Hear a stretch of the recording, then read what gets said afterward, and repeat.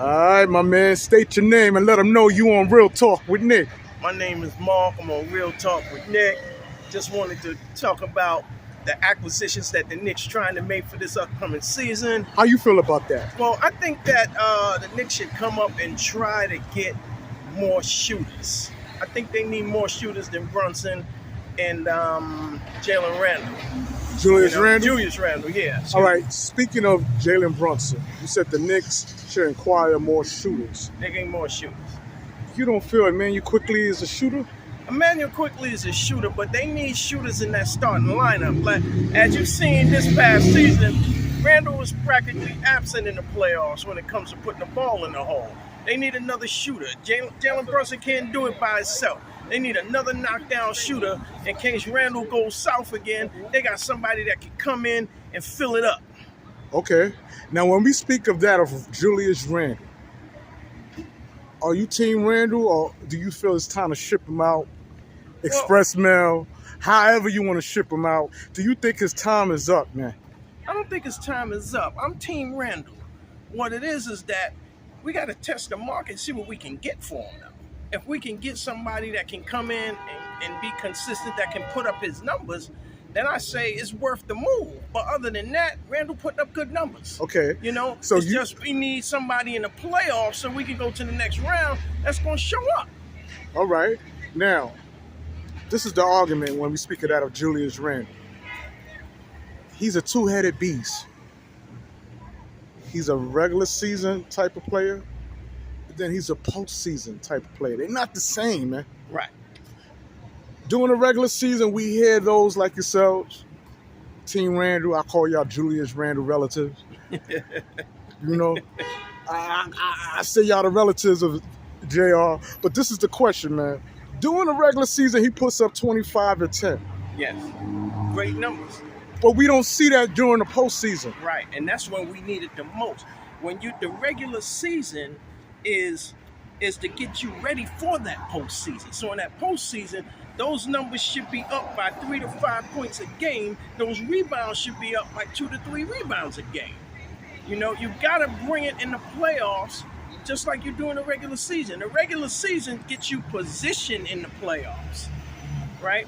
The playoffs lead to championships. So you got to be better in the playoffs than you are in the regular season. And he hasn't shown that. He hasn't shown that. And this is his, what, third year? With the Knicks, yeah. So with that being said, man, are you still Team Randle? I'm Team Randle because you can't deny the numbers that he's putting up. Maybe he'll turn it around this year and also put up the numbers in the play. He's capable. We know that. That's why I'm still Team Randle, because we know he's capable. We see the numbers that he put up. What I question is his heart and his toughness in the playoffs. That's what we're not seeing. And maybe he could turn that around because we all know he's capable. Okay. All right. So after 3 years of seeing the same type of play mode when we speak of that of Julius Randle, you still willing to give him? I'm still willing to give him that shot because I know the numbers he's capable of. The Knicks got a history of trading players and those players coming back to kill them. You understand? What he has to do is show in the playoffs what he's showing in the regular season, and this is his last hurrah. This should be his last shot. Show it. They're going to make the playoffs, definitely. We know that. He has to show us in the playoffs what the same thing that he's doing in the regular season and just up those numbers by like maybe 5 points a game, 2 to 3 rebounds a game, and we all right. Okay, next question. Yeah. You mentioned and you touched a little bit on that of Jalen Brunson. How you feel about his style of play as far as joining the roster when we speak of that of the New York Knicks, man? What's the upscale you think Jalen Brunson brings to the team? Well, Jalen Brunson brought clutch play to the Knicks. He was clutch for them in the regular season and in the playoff. The games where Randle was lacking, he picked up the slack and just ran with it. You ask anybody now, it's his team. It's not Randle's team anymore. It's Jalen Brunson's team. He gets all the billing right now. Okay. You understand? What we need to do is pair some more people with him so he can feel that he doesn't have to do all of the shooting in the clutch.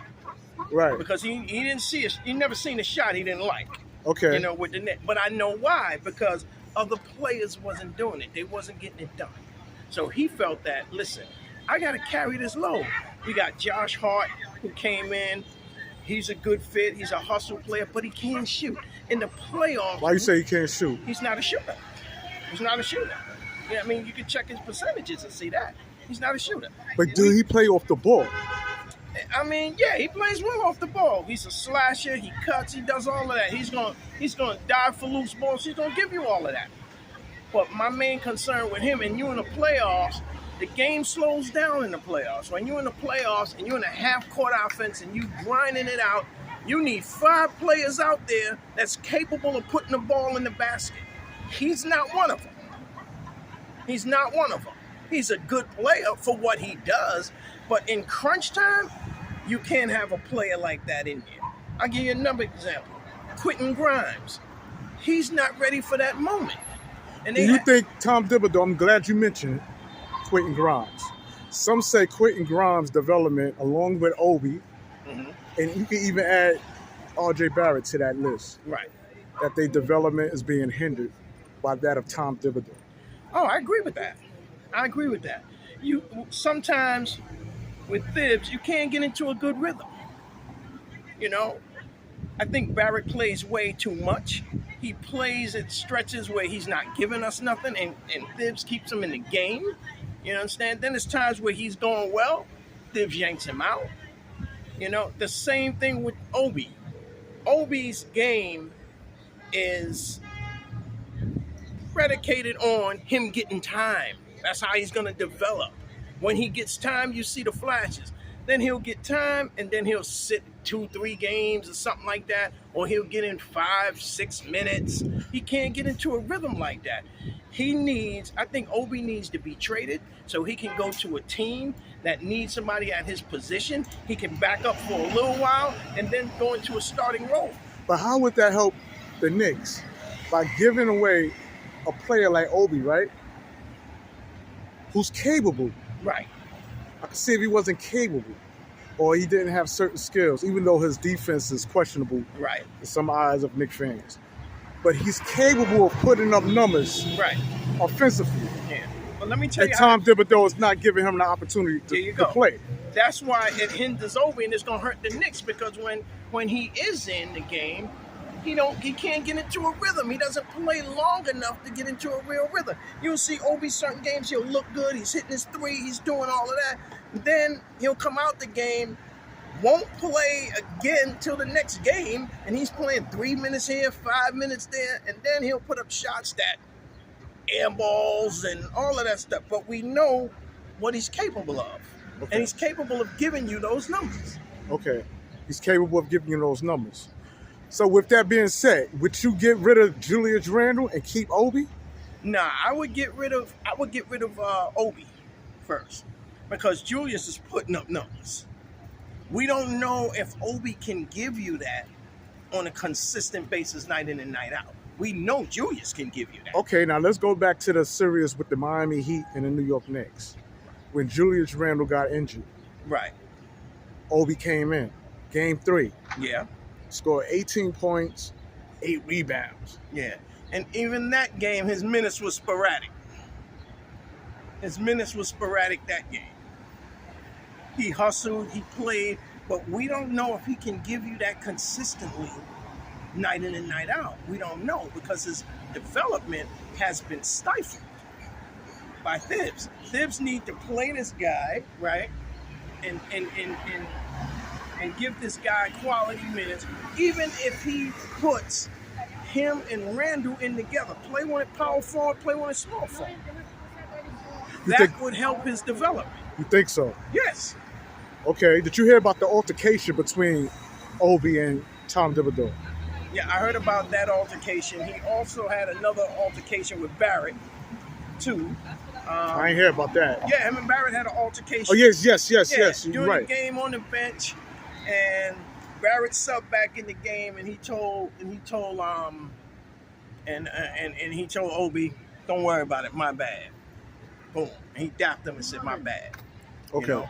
But I think a lot of that comes from they expect more from Obi than what they're giving him. They expect him to come in because they've seen the flashes. They know what he can do. So they expect him to do that all the time. But if your minutes are sporadic, you ain't going to be able to give them that all the time. So wouldn't that fall on the coach? Are you high on the coach when we speak of that at Tom Thibodeau?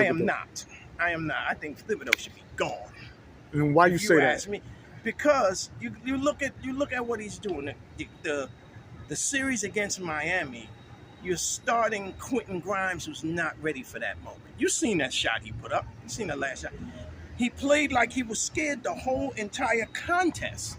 You know, every time he get the ball, he shovel it off to somebody else.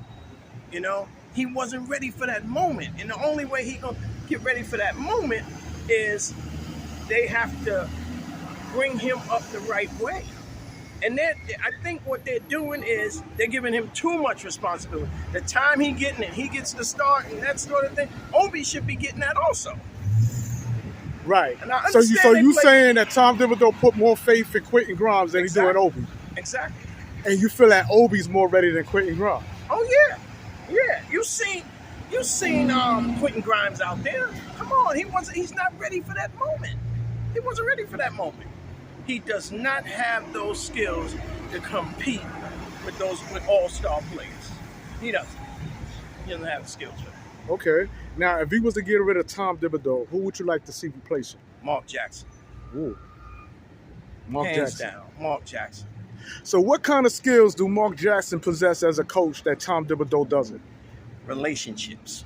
He has great relationships with his players. He can reach players. He did the same thing. He the one who turned Steph Curry into an all-star. They was going to trade Steph. And Mark told them, no. This guy is the real deal. He the only one that had faith in him. And because they said, oh, Steph is kind of slow. He can't jump. He can't defend.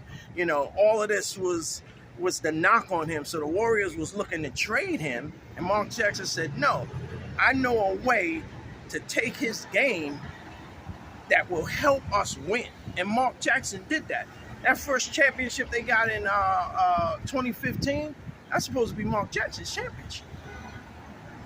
But Mark was into a lot of stuff behind the scenes. Yeah, I know. As far as the morality when it comes to sexuality. Yeah, and they said, without putting them on blast, the Warriors said, we want to move in a different direction. Even though Mark was winning, everybody was like, well, I thought winning was a great direction. You understand? But they didn't understand all the behind-the-scenes stuff that the Warriors didn't want to come public about. Okay. And that's the thing where it hurt Mark. Now, I think he's sat on the sidelines long enough to realize, you understand, what not to do next time. So I think he'll be a great acquisition for the Knicks. Okay, and as far as our big men, when we speak of the center, Mitchell Robinson, Hardesty, you like that lineup with these two guys, man? No, I think one of them they should really get rid of. And I would say Hartenstein they should get rid of. Why you say that? I say that because they need a center that can score inside in the clutch. They have no scoring big men. Mitch is not an offensive threat at all. Mitch is going to block shots. He's going to get rebounds. He's going to hustle. He's going to change shots. But he's not an offensive threat. No, when they're playing these other four guys, his man can actually cheat a little bit. Because it's not like Mitch can post you up, they throw it into him, and he can get you a basket. Right. That's not his game. His baskets is offensive rebounds, alley-oops, putbacks, stuff like that. That's his. Okay, but is it safe to say that Hardesty is more offensive than... Yeah, he's more offensive-minded than Mitch, but he's not a great offensive player either. You know, he's more hustle. He's not going to block shots like that. He's going to get some rebounds and that sort of thing, but he's not going to really block a lot of shots, you know, and he's not going to score a lot either. He has more offense than Mitch has, but he's not going to score a lot. Okay. Did you hear about the signing of Obi, younger brother, joining the Knicks? Yeah. How you feel about that? It's a work in progress. I mean, it's a wait-and-see situation, you know. We all know the college game is different from the pro game. It's stronger. It's faster. It's more faster pace. And if he's used to playing in that system and he thinks that's what he's going to play in the NBA, then he's going to have a tough time. But if he comes in free willing and he know what he has to do, he'll be okay. He has talent. Yeah, he has talent. Okay. And back to Emmanuel Quickley, man. Being that Derrick Rose is no longer with the Knicks, should Emmanuel Quickley be a starting five? Over Grimes, I would say yeah, but what that creates, the problem that creates for the Knicks, if he's starting, is less scoring off the bench. So you rather have him on the bench? I'd rather have him coming off the bench because he gives you everything coming off the bench. He's going to give you hustle plays. He can shoot the three. He can break down the defense. He's going to get inside. He's going to make his floaters. He's going to do all of that. But if he's off, if he's starting now and they have to rest him, where would that scoring come from? Okay. All right, man. Listen, man, I want to thank the OG coming prepared. Oh, yeah. Unsuspected with the Knick cap. Yeah. When you got a Knick cap on your dome, I mean, the thoughts just come rapidly, man. All the time, man. These are the only caps I wear, baby. Yeah, yeah. Knicks all day, baby. Knicks all day, man. And when we win that championship in the next 2 years, after we keep adding players and players and players, it's going to be Knicks for life after that. I'm going to start my new channel, Knicks for Life, baby. Oh, man, sound good, man. You better trademark it before I do, man. All right, man. We out. Peace. Okay.